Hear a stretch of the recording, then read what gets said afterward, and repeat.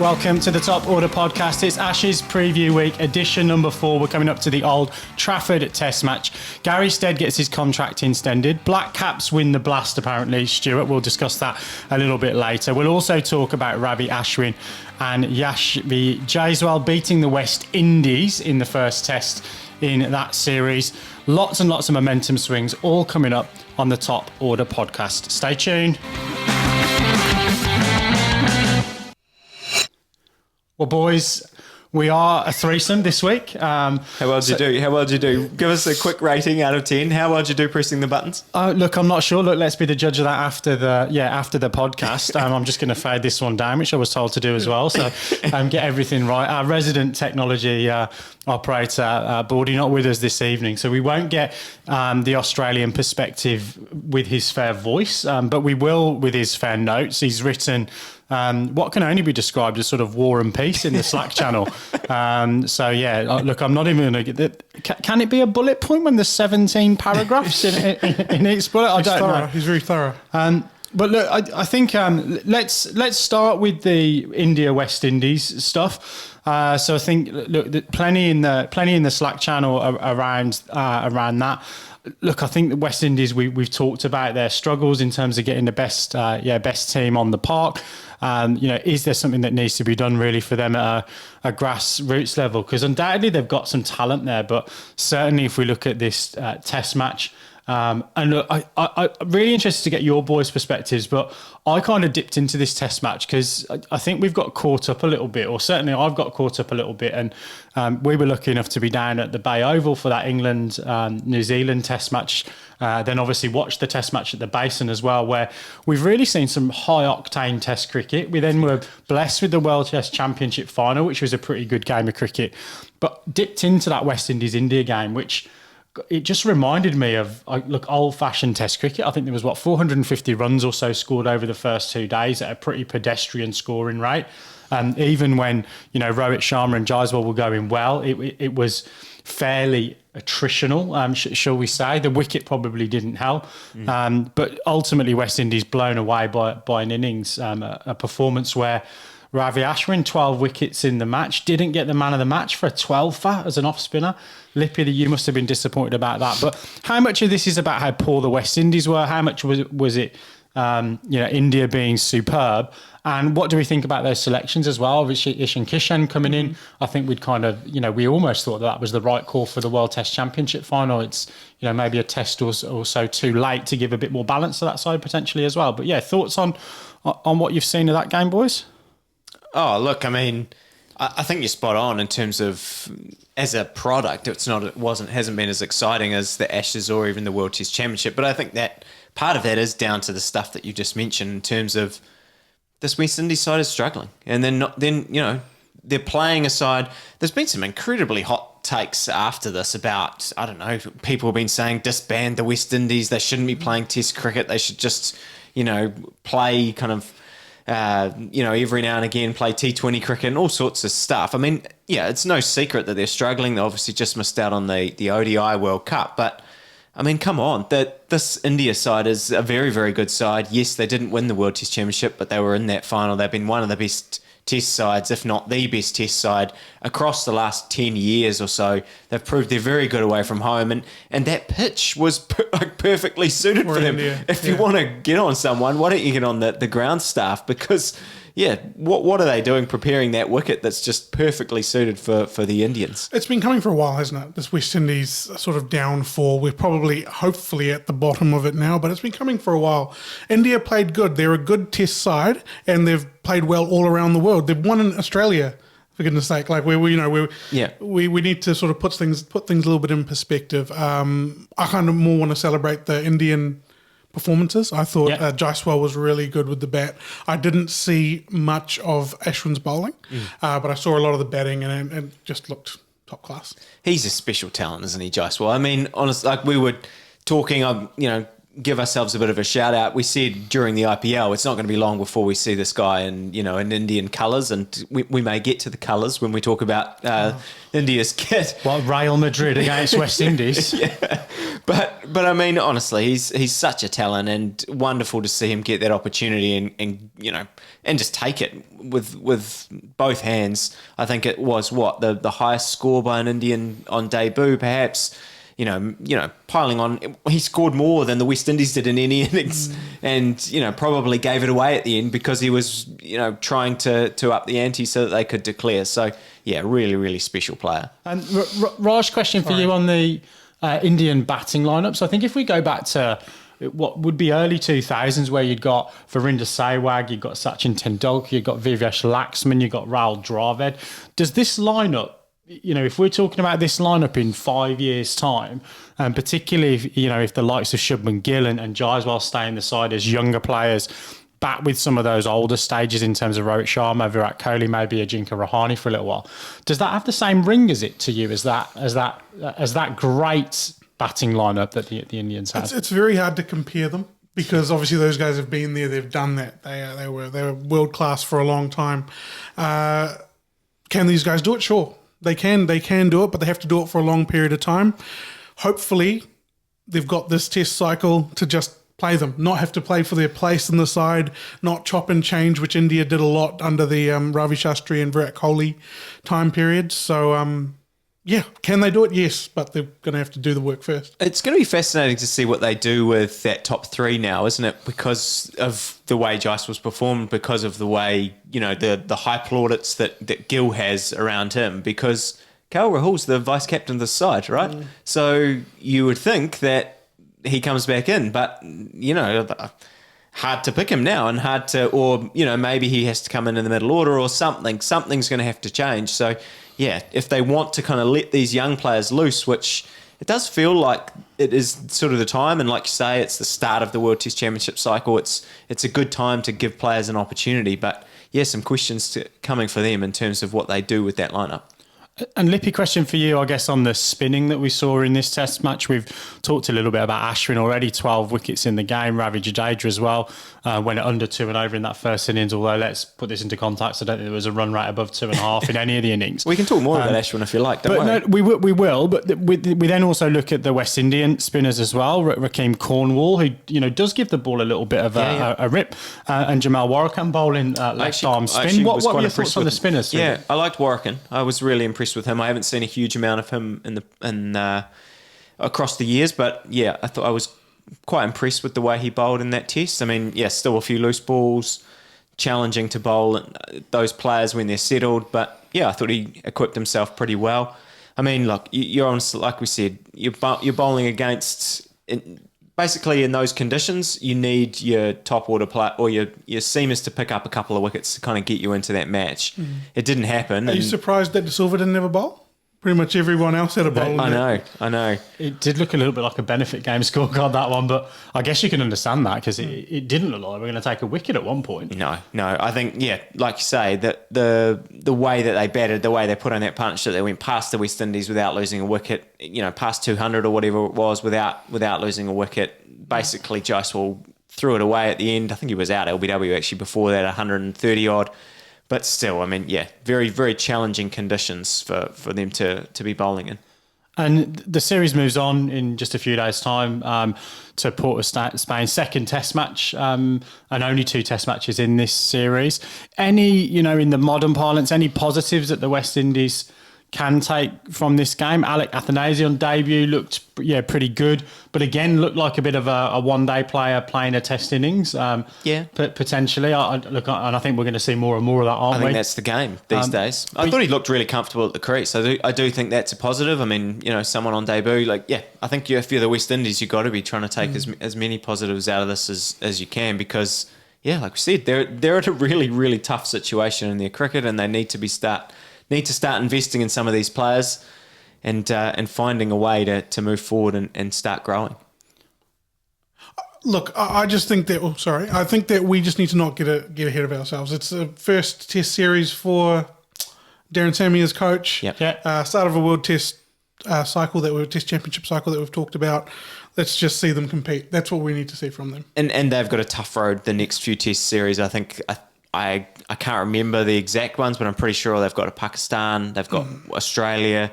You know, they've got some challenging series up ahead, and don't play for a little while after this as well. So yeah, I think to be expecting them to turn it around quickly in the Test format it's not going to happen. Basically, they're going to have to. It's going to be slow progress, and I think we've seen that with a lot of Test nations, other than kind of the big three that we all talk about. They all have their dips and stuff, and yeah, like you say, hopefully this is the bottom for the West Indies in terms of their Test cricket, and they pick it up from here.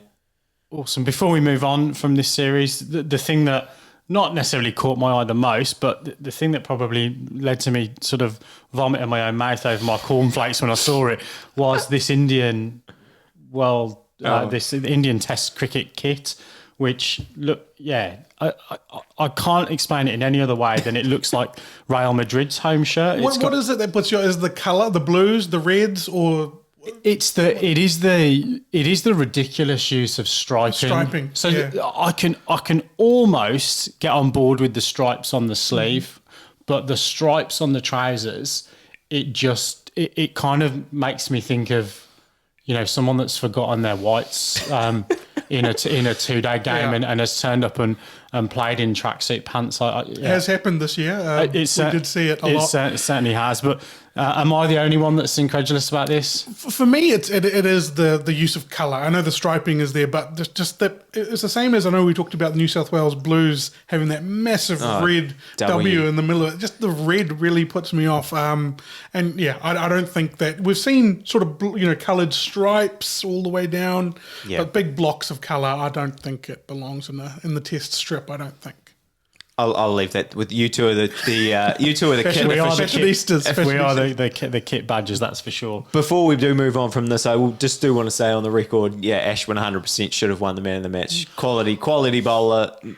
I think he completely showed. He's spoken actually in a very positive way about not being included in that World Test Championship final, but showed exactly why he should have been in that World Test Championship final. He was an unbelievable bowler. You know, we've been talking a bit about Lyon and going around the wicket, and like Ashwin just showed all his class in that Test match. So yeah. Yeah, well, look, we'll definitely maybe ask Baldy about the algorithm as to what's more valuable, because I've got to say I think a 12-wicket match is more valuable than 150, isn't it? But yeah, maybe. You were talking about stripes versus lines on the jersey. Yeah, stripes versus spots. We'll come on to that on the Top Order Pool podcast maybe at some point. Should we talk some New Zealand stuff in the middle, and we'll sandwich it off with a chat, obviously, about the Ashes Test upcoming at Old Trafford. But I don't know whether this was a bolt out of the blue in terms of the contract negotiations, but Gary Stead, 2-year contract extension, which will see his tenure tick towards 6 years, won't it? I think even longer. I think it might be 7 years. I think it was 2018. I'm pretty sure his first Test series was against Pakistan, the away Test series, very exciting one that we won, AJS Patel's debut. So, I think it will, by the end of 2025 or whenever in 2025 that this will run out, it'll be nearing on 7 years. So it's a very long time for an international coach, I guess, to last. And that's probably the talking point. I mean, I think we've been saying for a while, probably me as the biggest advocate, kind of saying I expect that he would move on, in sort of a very collegial way, in that it felt like 5 years is a long time. He might think, I've had enough of the grind of the international cricket, being away 250, 300 days a year. And, New Zealand cricket might like a fresh voice. But look... Ask me if I'm surprised. Are you surprised, Raj? Well, actually, I'm glad you've asked. I am surprised. I thought that it was ticking towards that time for a change that you mentioned there. But I know you'll talk about his results, especially in the long-form tournaments. I just felt like it was sort of ticking towards, time for a change. It's been a fairly long tenure for a coach. There have been some questionable results in terms of in my mind the South Africa series stuff at home, especially. South Africa was Bangladesh as well, wasn't it? Some of those that they kind of made me think that it is time for a change or maybe approach, new voice. But look, at the end of the day, they have gone with this decision? We've got to get on the back of Steady here, and it's good that he gets is it a Test championship cycle you were saying? Yeah, it's to the end of this Test championship cycle, so it includes, it was always going to include the ODI World Cup at the end of the year, and then it goes into the T20 World Cup. I think there's a Champions League trophy in there as well for the ODIs, and then to the end of the World Test Championship cycle. And like you say, I sort of tend to agree in terms of the Test stuff. We had seen New Zealand was automatic at home for a long period there, and I think there's a number of factors. It's not just Gary Stead's performance in those series. It's the cycle of players that we had have started to drop off, and I think that'll be, he's talked about in the press release it talked about his desire was still as strong as ever to continue, and I think, when I was thinking about this in terms of him might be kind of ready for a new challenge, maybe he's looking at it and going, it's actually going to be a fresh challenge to try and bring some of these players through and try and, not rebuild this Test side, because I think, again, we've talked about this quite a bit in the past, that a lot of these players, yes, they're over 30, but they probably don't look like they're finishing in the next couple of years. So it might be the same core group of players, but we are going to have to inject some fresh blood into the side, because otherwise, the drop-off of some of them is going to matter. Can I ask you a question, Binksy? I want to put you in the New Zealand Cricket CEO's chair. Yeah. You've got Gary Stead's application. He said he wants to go around again. Does he see off all comers, or what I'm trying to get at is, do you think that there may have been a lack of other candidates, and Gary Stead was able to have his arm twisted? He wanted to go again, maybe. We don't know. We weren't with the inner workings. Where do you see this decision sitting as a CEO of New Zealand Cricket? Yeah, well, I mean, you just need to look at probably the comments of the CEO. The obviously outgoing CEO said that they'd considered a number of different options. Whether that, and I wouldn't have thought that would have included interviews or them obviously going out and looking at anybody in addition to this. It gives you the impression there were no interviews, doesn't it? It gives you the impression that they kind of thought about it. They might have discussed a process, that they may have had a couple of conversations. And look, I think in the world of executive headhunting, that can happen. You can sound some people out. But I think might have made a cheeky call to Stephen Fleming and said, hey, what are you up to? Yeah, look, but I think, joking aside, I think if you do that it's a small game in terms of the personnel, and certainly if anyone that Gary Stead knew was approached, that had a relationship with him in any sense, there's a risk that gets back to him. So I don't think they would have had those kind of serious conversations. The only thing I just am thinking about this, if I kind of put that CEO's hat on as you've asked, Raj, is whether or not they've gone, do you know what? Extending his contract for a couple of years and taking us through the next cycle into that Champions Trophy 2025, another World Test Championship cycle, another white ball trophy, etc. They've talked in the press release and talked in the media about they considered split coaching and those kind of factors. This just means that they've left all of those options on the table. If they've gone in and brought, they've said, we're going to go to market, we're going to bring someone in, you're almost saying at that point, we've got to commit to a 4 or 5 year cycle with this individual as a head coach or as a white ball coach or as a red ball coach. And then we're building what that model looks like for 4 or 5 years. This has given them, I think, the perfect opportunity to actually go, right, we've got a guy that we know knows the environment, the players obviously like and respect, because I think if there was any inkling from the likes of Tim Southey, Kane Williamson and the senior players that he wasn't the right man to take the team forward, I'm sure I think that would have been... That puts all of that to bed, doesn't it? That would have been part of that conversation. So for me, it just actually gives New Zealand cricket a lot more options, a new CEO coming in who might want to make a couple of changes, a la Rob Key, and start to throw out the rule book. But look, I think it's a great call, and perhaps gives you time to see the evolution of the way that the game is going now, with split coaches and consultants coming in and being able to kind of see what happens in that franchise market over the course of the next couple of years, and gives New Zealand cricket many more options when people might be renewing those white ball franchise gigs at some point.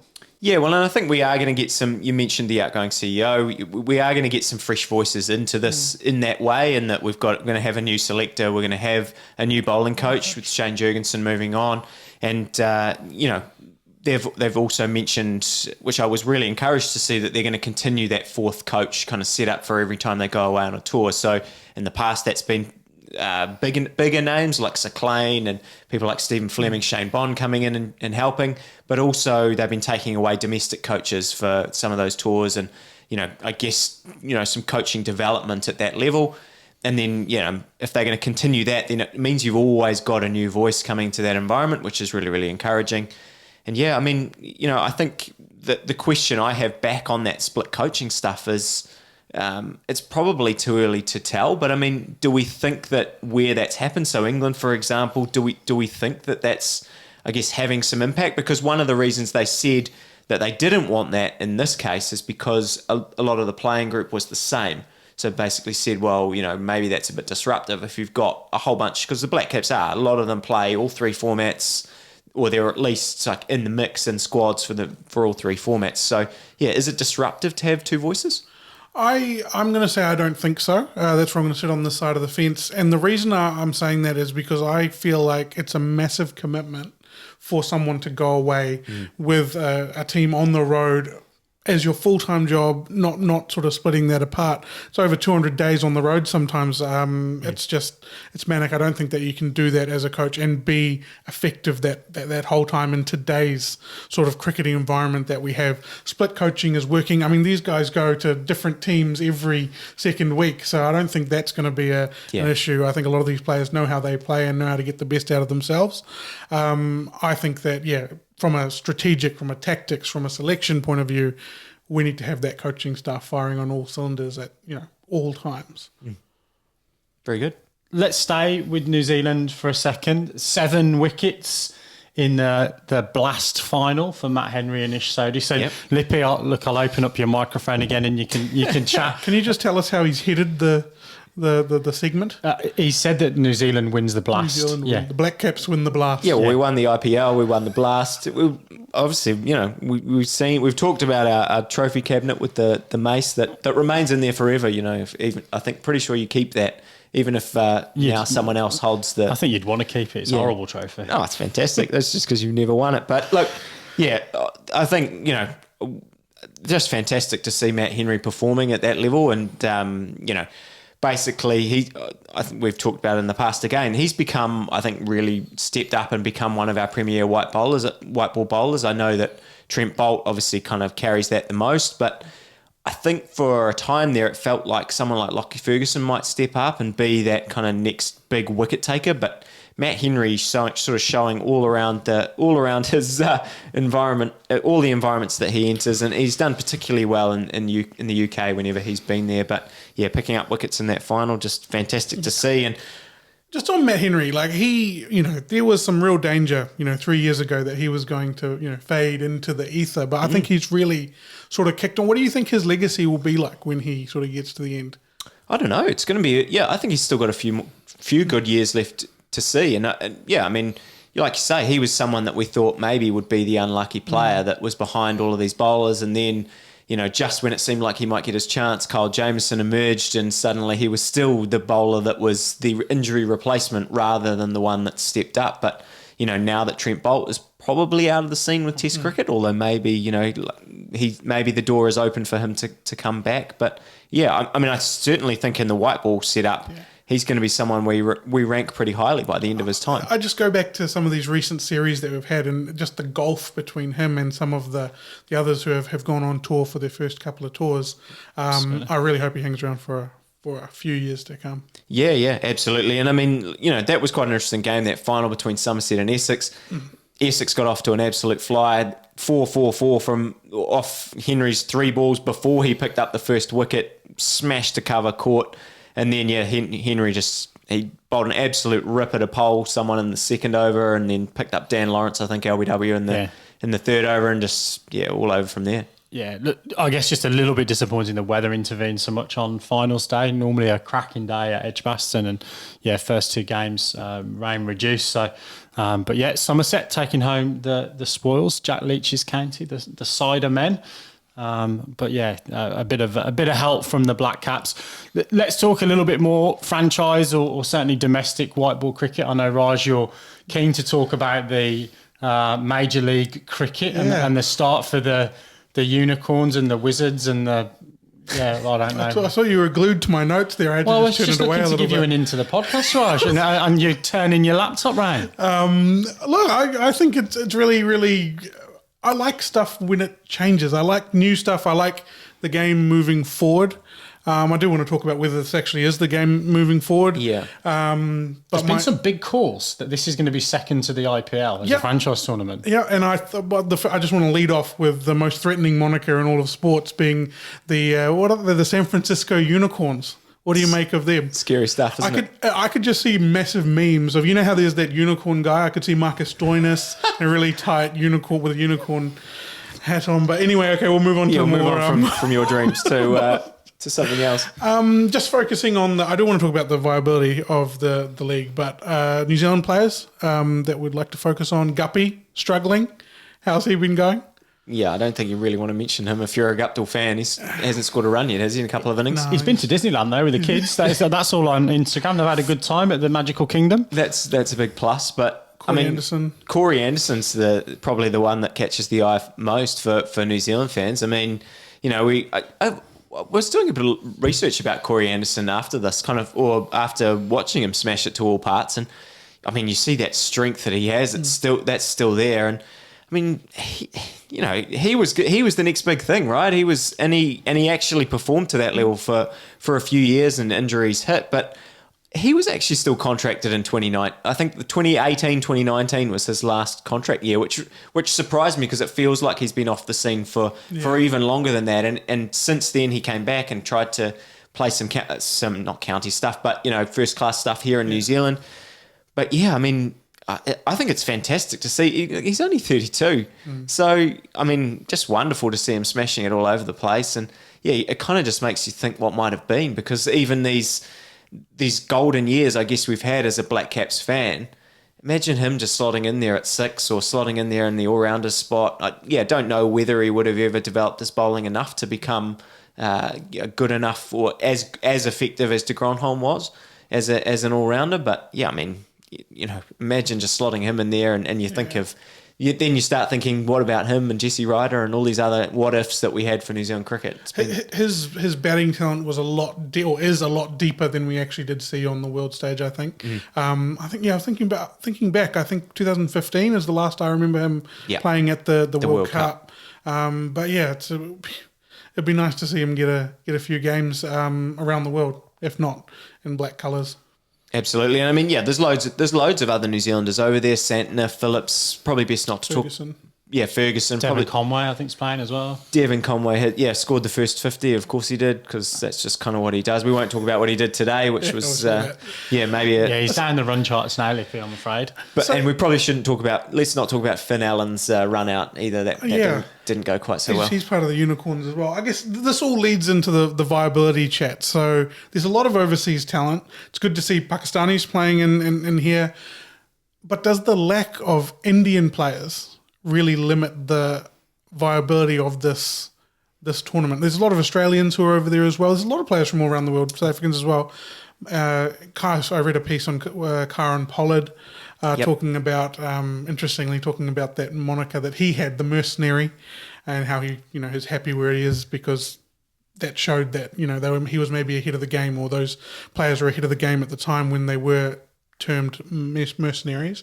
But do we think that this Major League tournament can be viable on the world stage? Look, I absolutely think it can, and I think, yes, there is a lack of Indian players, but they've come off the IPL, they've come off World Test Championship final, and obviously playing a Test series currently as well.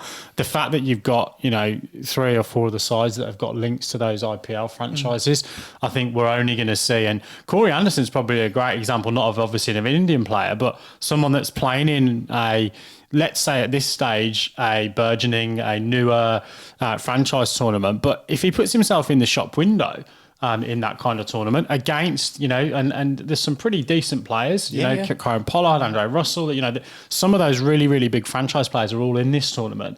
And it's potentially getting you picked up to go and then have an IPL stint. And I think, we can talk a lot about whether that's to the detriment of other domestic leagues, and certainly domestic 4-day cricket in New Zealand or England. I know Alex Stewart was really pissed off at, not at Jason Roy, but at the fact that, he's a Surrey contracted player, that when he gets injured, it tends to impact Surrey more than it impacts anybody else. And they're the guys that are throwing in the balls in the winter and kind of getting him into, into form. But what this will mean is that players will pick those guys that are in form all around the world and draft them in. And if you've got that Los Angeles Knight Riders or the Mumbai New York Indians or whatever they're called, the Knight Riders, all these different sides that have got this talent to pull from the Dubai tournament, the US tournament into the IPL, it probably is gonna sort of really mean that this tournament is something that's watched. And again, I'll get the stat wrong, but I think in terms of eyeballs on cricket, America's second only to India in terms of the stats around where cricket is viewed. Massive expatriate communities in a lot of the cities there as well. So, look, I think as long as they continue to put on a decent cricket match, the venues probably improve and the pitches are decent enough. I think you'll see players wanting to go and play in this tournament because it is like a cricketing Disneyland, isn't it? Well, and you saw, I think Glenn Maxwell came out and said, why would you, it's going to impact the England summer, because why would you go over there and play, for 14 games or whatever in the Blast when you can go over and play two weeks over in this Major League tournament and actually contribute. The one thing I will say about the viability and kind of watching it as a product, I think at this stage, the fact that there are the 6 international players and they're all kind of mixed up in different franchises that they were in the IPL. You look down those scorecards and you look at the games. It's basically feels a bit like club cricket in the UK. When you go over there, it's like pro versus pro. Which pro from the San Francisco Unicorns will perform against the Texas Super Kings, and which ones will perform best. And it made me sort of think, actually, if you want to get the viability for the same core of, 50 pros that are going around the T20 circuit, I would actually prefer it if they are all contracted to that franchise and they all play in the same franchise and it becomes like a world T20 league. And yes, the Super Kings are playing whatever, because then actually you start to have a bit of investment in the teams a bit more or the players or whatever. The fact that they sort of, that they're all mixed up, it felt a bit weird to me when it's the same core group of players. You took the words right out of my mouth there.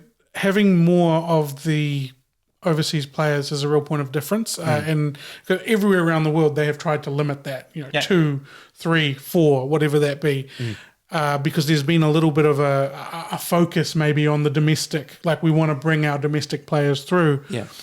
Maybe that's not the focus for this tournament. Maybe this is about creating a festival of cricket for 2 weeks. And, it can be a real point of difference for them. And if they can get, I don't know where this is on the horizon. It's probably able to happen. If they could get some Indian superstars over there as well, it would completely transform it. But I can't imagine the BCCI. Maybe not this season, but I think if it's successful, I think if they're all going to be IPL franchise owners, even if it's players who are not necessarily centrally contracted, if they could let Indian players at least play in it, I think it would really set them up. I think it will go that way. I think you'll see some of those bench players, some of those squad players probably getting themselves in that IPL shop window by playing in this tournament. Something that's not on the run sheet, but since we're talking about IPL and New Zealandy sort of stuff, there was reports today that Mike Hesson might be being released from RCB, that his contract is not going to be renewed. I don't know, all rumours at this stage. We'll see where it develops, but yeah, I think that would be very interesting. He's been the face of that franchise for, and on the coaching side of things and directorship of cricket and things for quite a long time, as far as I'm aware. It's the only person I can really remember. So I think that would be big news and interesting, I guess, for him to see where that goes for him, because he's been he was part of the women's franchise for the RCB, and he's been a big part of that, and kind of because of that probably not been in all of the other areas and that the coaches kind of end up in these days. I barely research what's on the run sheet, Lippy, let alone stuff that's not. That'll be interesting, because I feel like you wouldn't let Mike Hesson go unless you had a backup, someone waiting in the wing. So that could be That could be big news, breaking news. Well, anyway, we've not broken it yet, but we may do it at some other point. Let's move on. Final segment of the pod. We're leading into the fourth Ashes Test match. Worth just mentioning overnight the English women's team and Australian team obviously also contesting the Ashes. It's been now Ashes regained by the Australians despite some heroics from Nat Sciver-Brunt. Scored a really good 100, but England came up needing 6 off the last ball and hit a single out to long on. Are we going to see that repeat in the men's version? Interesting in terms of a segue, you talked about what's the point in maybe playing that Major League or playing in the English county setup when you've got Major League cricket going on. Baldy, I know, is keen to talk about Michael Neser, who has gone and done exactly that, playing some county cricket for Glamorgan. But Lippy, I might let you kind of run elements of this segment on the Ashes leading into the fourth test, because you'll know that Baldy obviously wants to say that this feels very much like the America's Cup in 2012 and that now England know how to win. They're just going to steamroller Team New Zealand as Oracle. I really didn't need to read that first thing in the morning. No, this was honestly. If you're complaining about me writing that Black Caps are winning the Blast, then we didn't need that memory. Seriously, as well. There was less words in the New Zealand Herald this morning than there was in Baldy's bullet points. But yeah, where do we want to go with this Ashes Ashes Test match at Old Trafford?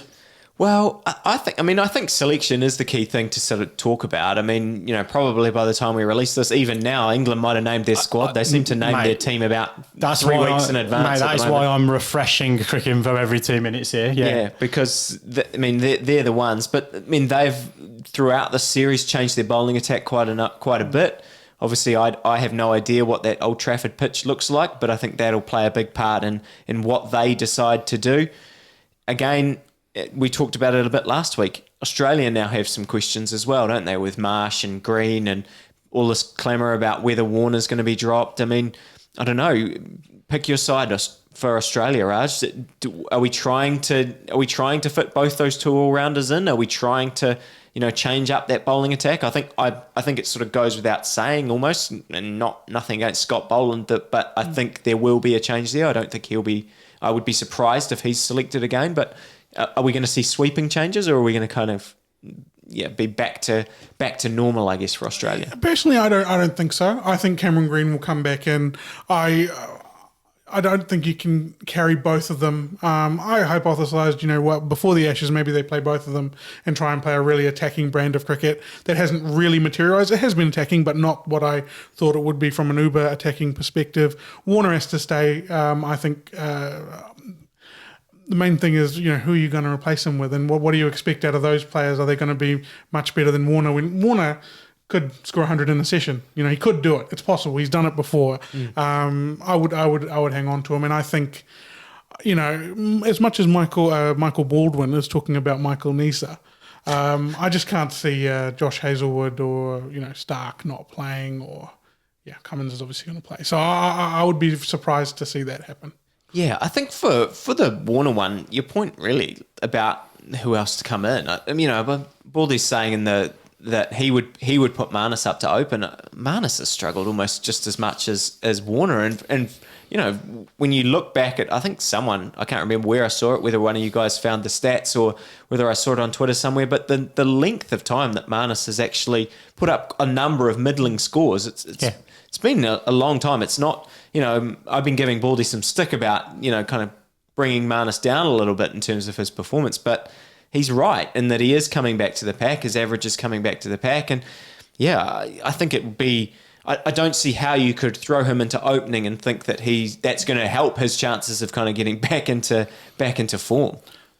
I guess the question is, how do they, or, maybe this isn't the question, but Mitchell Marsh obviously scored 100 in the last game and looked really good, particularly against Mark Wood, actually. I think he was dropped pretty early on, so, if he'd have been caught on 12, but, if every Australian player had been caught when they'd offered up one of 20 chances to Johnny Bairstow, of which he's converted only 12, we'd have a slightly different complexion on the series. But I guess the question is whether they're ruthless enough to just say, well, thanks, Mitch, you've you're the depth chart and the guy that you're on the depth chart for is now back. And then you don't have to have that conversation, because really that's the only way that Warner doesn't play, isn't it? Is that they try and shunt everybody around to accommodate Cameron Green coming back in and Mitch Marsh batting somewhere in that order.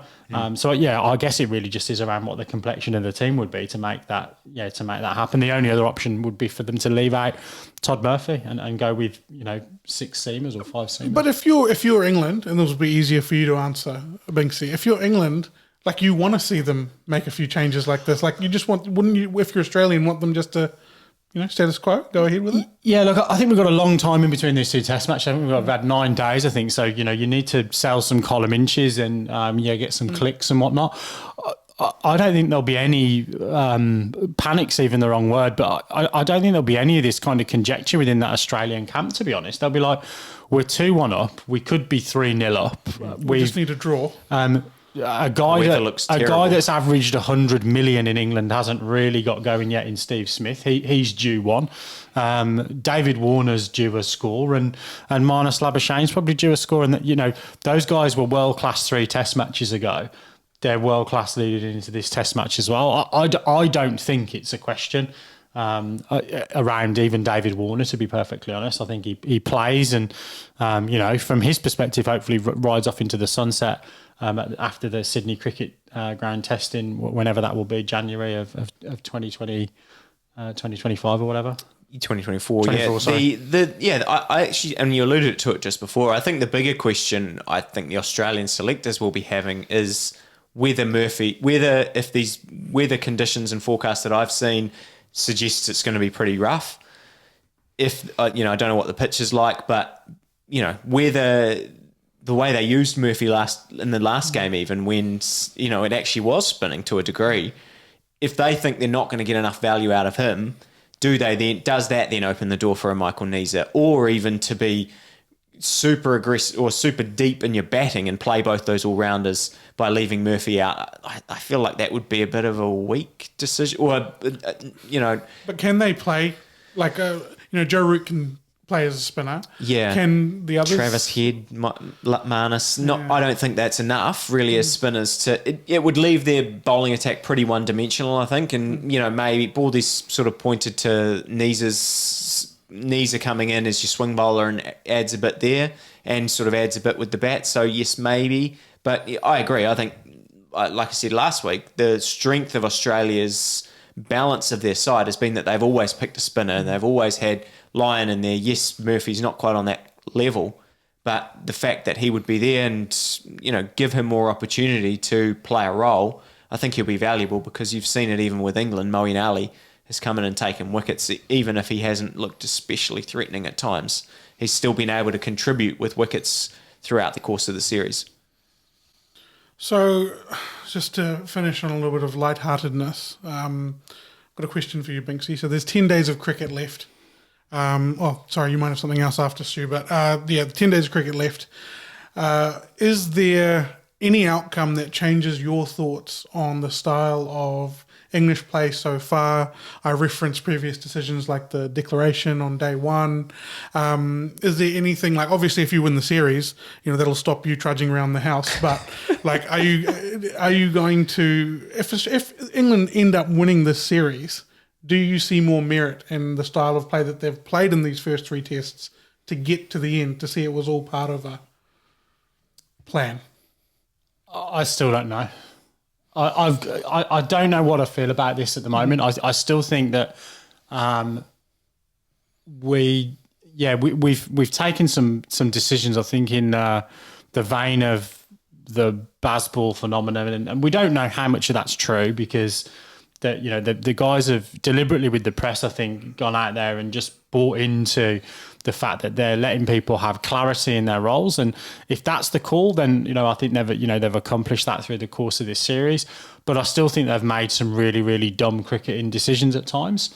And ultimately, Raj, you weren't on the pod obviously last week, and I think one of the things that I noted, and look, I'm not saying that I've done a great deal of interpretation. This was pretty clear. The rhetoric had changed massively.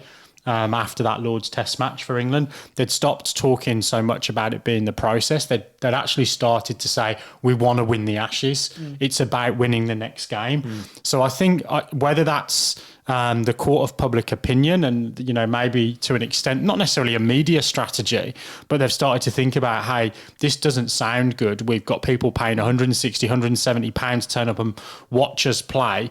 Yes, they want to be entertained, but they also want their team to, win. And I've always been, I would rather see my team win playing like South Africa than lose playing like the Harlem Globetrotters. That's always been my mentality. It will be until I die. It might not be for some other people that are watching it for entertainment, but I think a true cricket fan is always going to want to see their team win ahead of entertain. But maybe that's just me. The incredible thing as sort of like a neutral observer of the series is that the actual series score could be anything. England could be up 3-0. Yeah. The way this has gone. Australia could be up 3-0. Incredible to watch. Oh, absolutely. And I mean, I just hope that England... Well, one, I hope that England play Mark Wood again, because it was quite clear the impact that he can have in this series. Especially if there's a bit of juice in the wicket. Yeah. He was just getting it through, wasn't he? Yeah, and I hope that we kind of get 5 results out of this, because like I just mentioned the weather. I think I saw you kind of looking up just now the weather forecast, and I saw a lot of rain clouds there. You might want to tell me what it actually said, but yeah, I mean, Binksy, we've kind of talked a bit about Australia, talked a bit about the tactics, but we talked about how England names their team early. Do you want to get in before we refresh the Cricket Info browser again? And will there be any changes? Will anything change for this test? Yeah, look, we had this conversation the last test, and I think by the time we'd dismantle the microphones, they'd name the side, and it was completely different. I think it's a little bit easier. They didn't call anyone else into the squad from a batting perspective, so Dan Lawrence remains the only batter in the squad. Interesting that he played the Blast finals day on Saturday. So whether that was, hey, go and have a thrash around, and probably puts you in good stead for Old Trafford. And I personally think the only question mark they've got is what they'll do with that batting order to play the same lineup. And when I say lineup, I mean in terms of the style that they want to go out and play. So does Moeen Ali continue to bat at number 3, or do they shuffle things around? And it might be that they say the experiment to move Harry Brook to number 3 is not one that they're going to repeat. So they need a Joe Root maybe to go up and bat at number 3, or even something a bit more weird like a Chris Wokes going up and batting at number 3. Who could put anything past this English think tank? I think the only change in my view that I would make, and this is the great thing or the frustrating thing or whatever adjective you want to use, none of us know. We know what we would have done or what we would do if cricket was, predictable. I don't think Stokes and McCullum are going to do the predictable. If it were me, I'd be keeping almost the same side. My one change would be that James Anderson comes into the side. Nothing to do with the fact that it's his home ground and he's got an end named after him there. It's to do with the fact that over the past 12 months he's averaged 4.3 with a ball or something ridiculous and taken 100 wickets. I've made those stats up obviously, but he's had a phenomenal last 18 months. Every single seamer in that game, first game of the season, was having to run in and bowl cross seamers and try and bowl bouncers on something that resembled roll snot or plasticine. That isn't an indication of his ability. He was a world beater, just like David Warner was 3 weeks ago. He's still one now, and I think he comes in for Robinson. And then it's how they shuffle the rest of that lineup around to get a number 3 that isn't Harry Brook would be the way that I think they will go. And from a weather perspective, it looks like the first couple of days are going to be okay, but there's rain around today and tomorrow, so Monday and Tuesday. You only need 3.5 days at the moment to play one of these test matches. So unless Australia bat first and bat for a couple of days and then it pisses down, you're going to see a result, I think, in this game if they can get anywhere close to 240, 280 overs in. Yeah, let's hope so. Awesome. Well, boys, that is the end of the pod, I guess, for us today. So it's been a pleasure coming to you from Auckland here in New Zealand. We will, of course, be back in your podcast feed next week to preview more cricket coming up and review cricket that has already taken place. But for now, it is good night and God bless from us here on the Top of the Podcast. We'll see you soon. Good night.